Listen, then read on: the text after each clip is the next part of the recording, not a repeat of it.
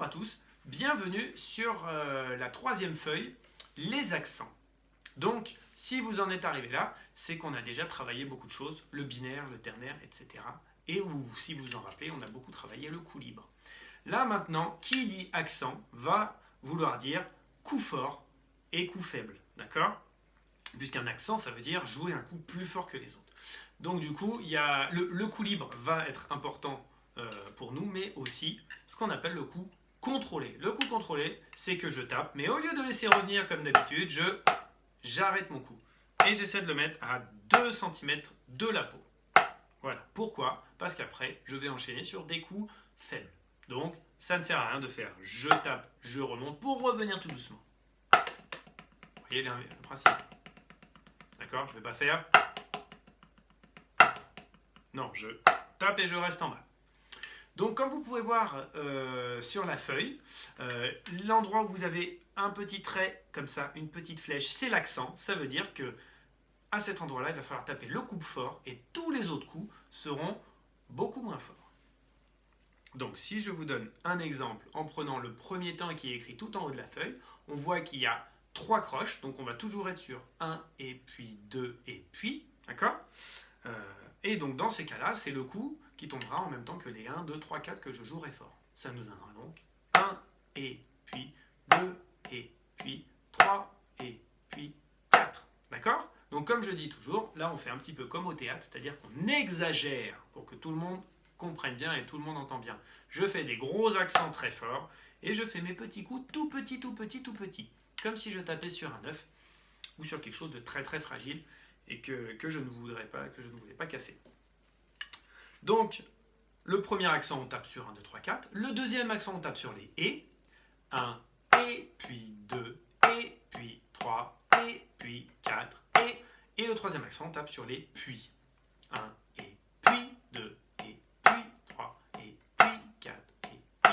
Maintenant, je vous le fais avec le métronome. 3, 4, 1, et puis 2, et puis 3, et puis 4, et puis 1, et puis 2, et puis 3, et puis 4, et puis 1, et puis 2, et puis 3, et puis 4, et puis 1, et puis 2, et puis 3, et puis 4, et puis 1, et puis 2, et puis 3, et puis 4, et puis 1, et puis 2, et puis 3, et puis 4, et puis 1. Voilà. Donc là, j'ai fait 2 mesures de chaque. Vous pouvez faire une mesure. Voilà, n'hésitez pas. Maintenant, on va faire la mesure juste après qui est composée à chaque fois de 2 accents. Donc c'est pareil, il y a également 3 possibilités. Première, deuxième, croche. 1 et. Ensuite, et puis. Et enfin, 1, puis. Ça, c'est le rythme du shuffle pour ceux qui connaissent. C'est le rythme du shuffle, première et troisième croche. Je vous le fais directement avec le métronome. 3, 4, 1, et puis 2, et puis 3, et puis 4, et puis 1, et puis 2, et puis 3, et puis 4, et puis 1, et puis 2, et puis 3, et puis 4, et 1. J'ai fait une mesure là, ce coup-là à chaque fois. D'accord? Vous continuez de cette manière sur les rythmes suivants, 4 doubles, 6 doubles, c'est exactement la même manière. Un chocolat, 2 chocolats, un chocolat, etc. etc. D'accord? Donc ça, c'est très important, les accents. Pourquoi est-ce que c'est important?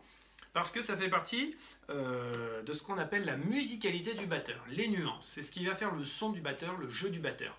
Car vous savez que quand on recherche la musicalité, il y a 3 choses qui sont vraiment essentielles à travailler. C'est pour ça que moi j'ai axé ma pédagogie sur ces 3 grands axes-là.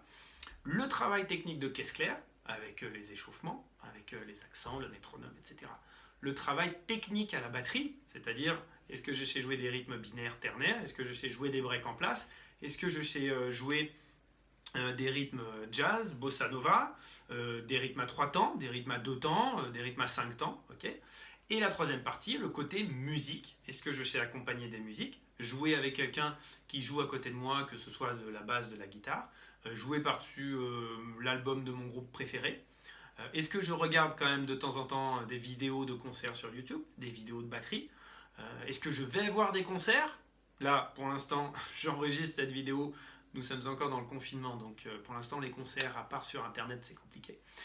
Donc vous voyez, ces trois choses-là sont tout aussi importantes. Vous les mettez dans un grand sac et ça vous donne votre musicalité. D'accord ? Si vous avez par exemple fait 10 ans de caisse claire à enchaîner vos lectures de pages au métronome et que vous n'êtes pas sorti, vous n'avez pas écouté un brin de musique, il y a très peu de chances pour que quand vous arriviez pour jouer en groupe en disant ça fait 10 ans que je fais de la batterie, que j'ai un gros niveau de caisse claire, il y a peu de chances pour que vous ayez un jeu très musical. D'accord ? Bon, je ne dis pas que ça ne peut pas arriver, mais il y a peu de chances. Donc n'oubliez pas que ça reste très important.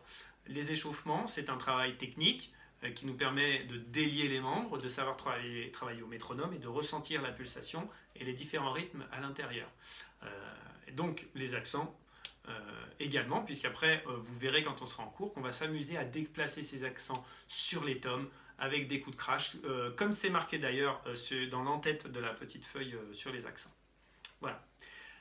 Je vous souhaite un bon travail pour les accents. Travaillez bien lentement, tranquillement, en musicalité. N'hésitez pas à mettre un métronome ou une petite musique. Et puis on reverra tout ça en cours bien tranquillement. Bonne fin de journée.